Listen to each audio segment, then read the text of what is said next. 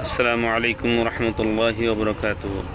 قال رسول الله صلى الله عليه وسلم كن في الدنيا كأنك غريب أو عابر سبيل. رسول الله صلى الله عليه وسلم نے ارشاد فرمایا دنیا میں ایسی رہو جیسے کوئی مسافر یا راہ گزر رہتا ہے، یعنی ٹھٹا زیادہ نہ بناؤ।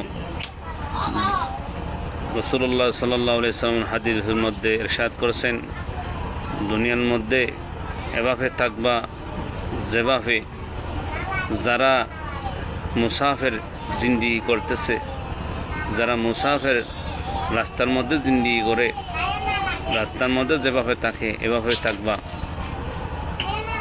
অস্থায়ী থাকবা, স্থায়ীভাবে থাকবা না। সেই জন্য আমরা সবাই